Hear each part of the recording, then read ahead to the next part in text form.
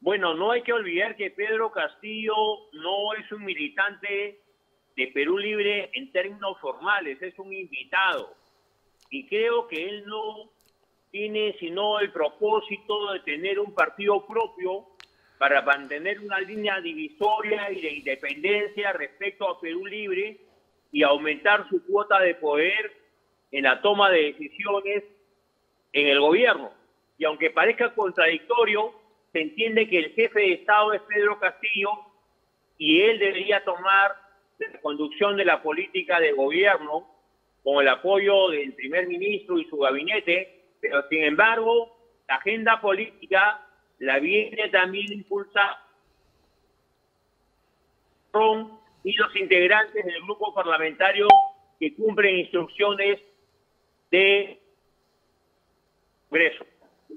Por lo tanto, lo que está buscando Pedro Castillo es afirmar su liderazgo, su independencia y marcar cierta distancia política con Vladimir Cerrón. Porque Pedro Castillo, Vladimir, parte del mismo proyecto político, la Asamblea Constituyente en los próximos meses.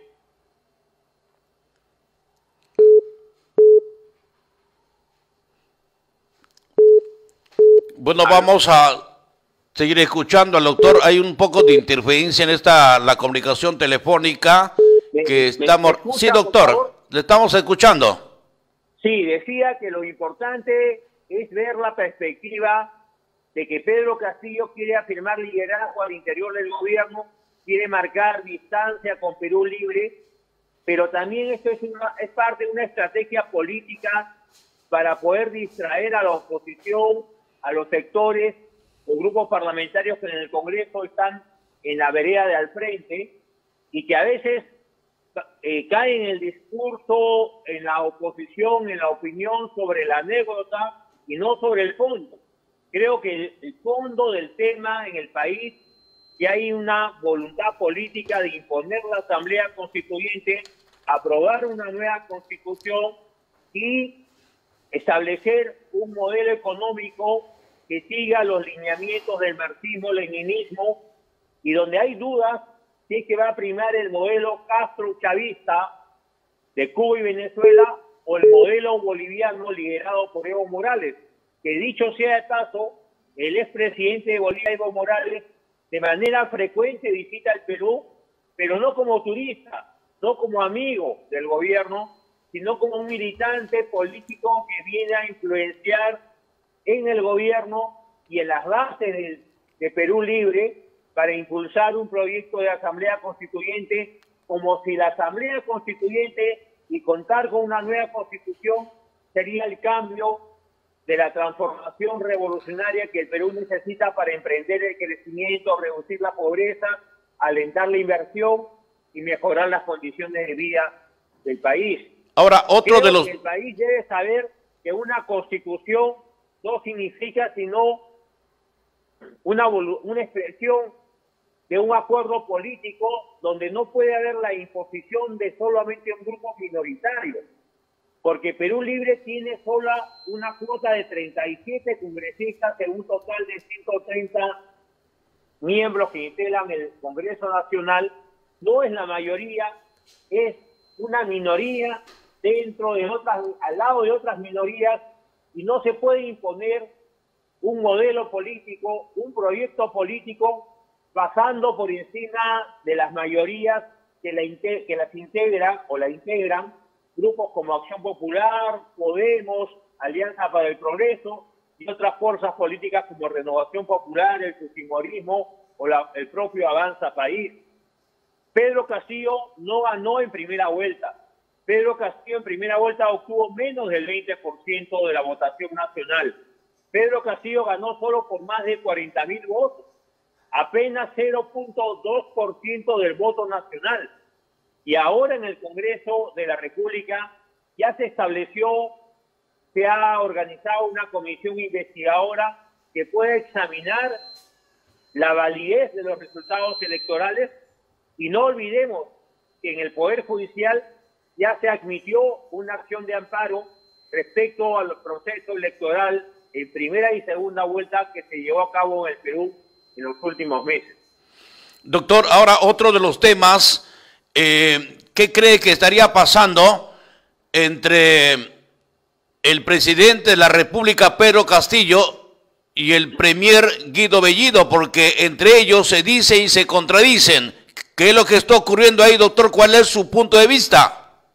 Bueno, creo que Pedro Castillo quiere marcar diferencia con Guido Bellido, y Guido Bellido está en una posición más radical, más extremista, más ceñida al diario de Perú Libre, y de alguna forma es un operador político de Vladimir Cerrón.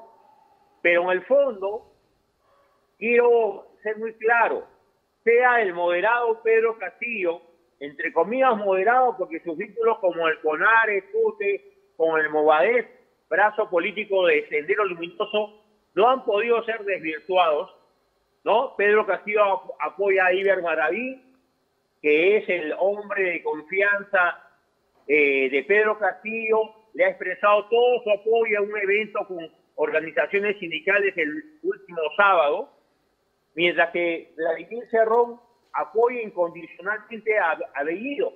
Pareciera que en el gobierno hay dos facciones, dos grupos enfrentados, pero más allá de los matices, creo que el país debe estar notificado que estamos frente a un proyecto político autoritario que está haciendo política y a veces política distractiva para confundir a los oponentes, a los opositores, a la propia prensa independiente, cuando el tema de fondo que ellos están dando pasos seguros hacia la convocatoria ilegal, inconstitucional de una asamblea constituyente, y están promoviendo la recolección de firmas a nivel nacional con una campaña en la que están haciendo uso de fondos del Estado y dinero que no está debidamente probado su origen, para poder animar a la población de que a partir de una asamblea constituyente, de una nueva constitución, se va a refundar el Perú y van a dejar de haber pobres en un país rico.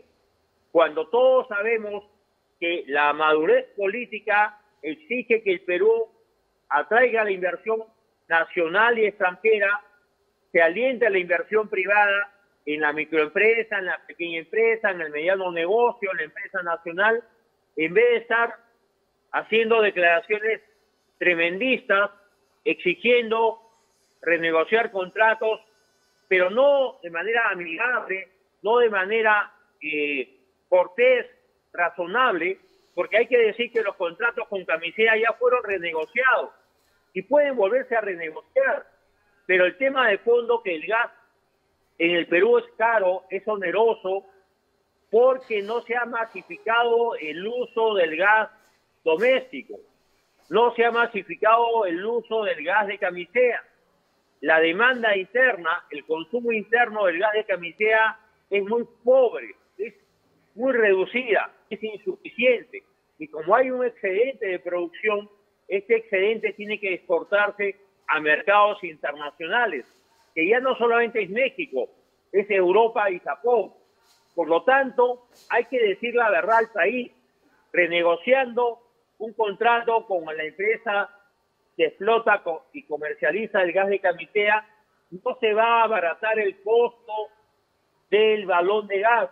Hay que encontrar la salida en la masificación del uso del gas para poder reducir los costos y cambiar la matriz energética del país. Doctor, y también ahora, toda esta situación, ¿cómo ve usted el accionar por parte de Guido Bellido, que justamente ha ido hasta las oficinas pues de esta empresa como para hacer las coordinaciones sobre las negociaciones y ver los acuerdos, ¿no? ¿Qué le pareció toda esta actuación, doctor? Bueno, es sobre todo, como usted dice, una actuación. No olvidemos que Guido Bellido es un actor, ¿no?, protagónico de la política nacional, usa frases estridentes, provocadoras. No tiene ningún sentido que un primer ministro vaya personalmente a la mesa de parte de una empresa privada a dejar un escrito, a dejar una solicitud. Se pueden usar otros mecanismos. Lo que el señor Bellido quiere es llamar la atención del país ¿no? Como lo hace con los Twitter Vladimir Cerrón, o como lo hace Pedro Castillo con una serie de gestos lamentables que tuvo en su gira por México y los Estados Unidos. Este es el gobierno de los actores, de la actuación, ¿no? De la manipulación política a través de gestos que van más allá de las palabras. Mientras tanto, no hay inversión, no aumenta el empleo, suben los precios, el dólar sigue subiendo, el Banco Central de Reserva está en manos todavía de Julio Velarde, pero no ha sido ratificado, ¿no? La empresa Petroperú es tomada por el gobierno para favorecer a los amigos del gobierno. En Indecopi se designa un abogado sin experiencia, sin especialización en los temas que maneja Indecopi.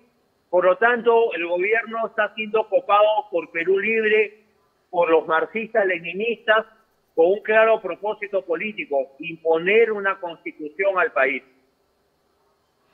Qué bien, doctor, le agradecemos su participación por esta entrevista que usted nos concede aquí en Hágase Justicia.